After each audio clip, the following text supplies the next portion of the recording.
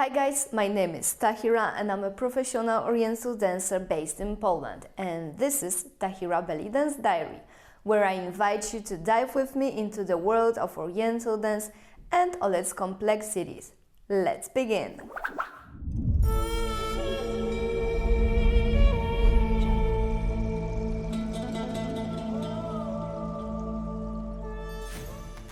It is beyond doubt that we're living in social media era.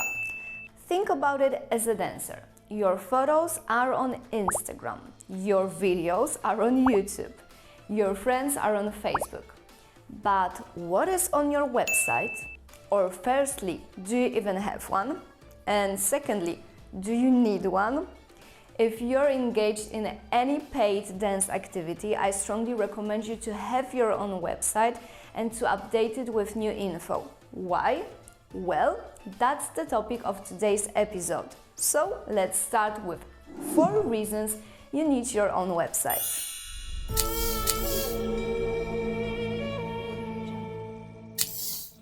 Imagine you found on Facebook a fan page of a great painter. You are interested in buying this artist's works, or you want to visit his or her exhibition. So you start to scroll the feed and you're scrolling and scrolling and scrolling and scrolling and scrolling and scrolling. Oh, there it is! And nope, it was last month. And this is one of many more examples. Personally, I hate it. Social media are a great channel when it comes to promoting your work, but website is even greater when it comes to keeping things neat and tidy. This is the place to list all your workshops, regular classes and shows. This is the place to keep all your important information about yourself and your offer in a perfect order. Believe me, your customers will be grateful.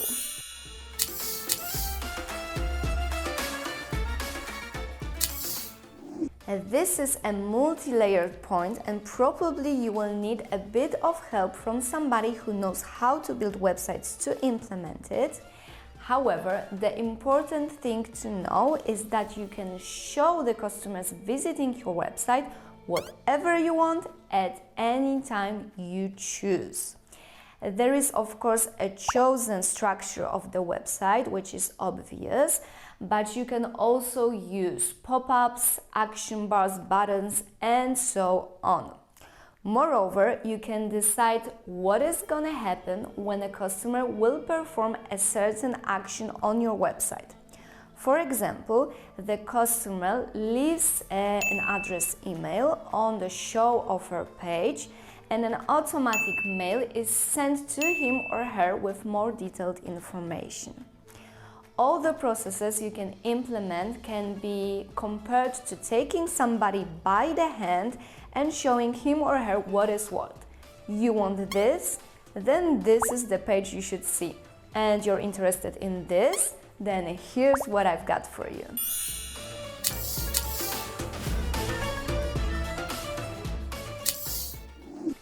Having your own website or using communication tactics is already a marketing strategy.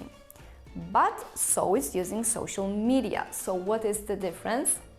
Once again, social media accounts are just one of the channels you can use to communicate with your customers, and it's not always the most effective one.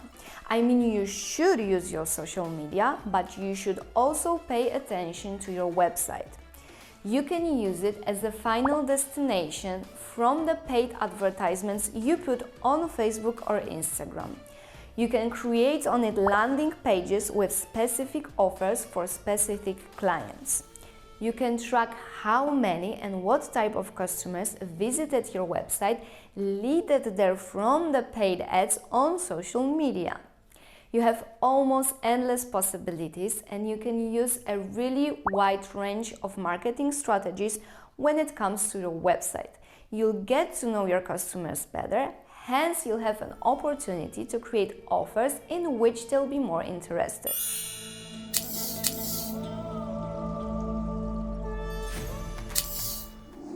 Let's say you have thousands of followers or subscribers on your social media accounts. You get nice comments, you get a lot of likes, you exchange messages with your fans via social media communicators. And now imagine that one day you're waking up and all of this is just gone. Either your accounts were blocked or Facebook ceased to exist. Both of these scenarios are not so impossible. After all, there was world before Facebook and there will be one after it. The question is, where is your business? Is it on social media where anything at any time could go wrong? Or is it on your website where everything along with the contact with your customers is under your control? If nothing else convinces you to having your own website, think at least about this. There are many more reasons to have and update your own website. However, for me, those 4 are the most illustrative one. So once again, if you're getting paid for your belly dance activity, I strongly recommend you to have your own website. It's an investment that is really worth your while. So if you like this episode, give me a thumbs up and hit that subscribe button down below. Also click this little bell next to it. It's the notification button, so you'll be notified about all new content on my YouTube channel. And if you are interested in learning from me and dancing with me, I invite you to 2 places. If you would like to learn from me in Polish, I invite you to my belly dance online school. And if you're interested in learning from me in English, I invite you to my UDance online account, and all the links I will leave down below in the description box. When it comes to English stuff, I will post more things in coming weeks and months, so stay tuned. I invite you also to check out other series on my YouTube channel, for example, Belly Dance with Tahira series. This series is for beginners or for those who want to brush up on their basic technique. The episodes are recorded in Polish and in English, so choose whatever is more comfortable for you. I also invite you, as always, to follow my social media accounts, my Instagram and Facebook account, where I post a lot of things connected with my daily Oriental dance life. And of course, let's meet here next week for a new episode of Tahira Belly Dance Diary. See you!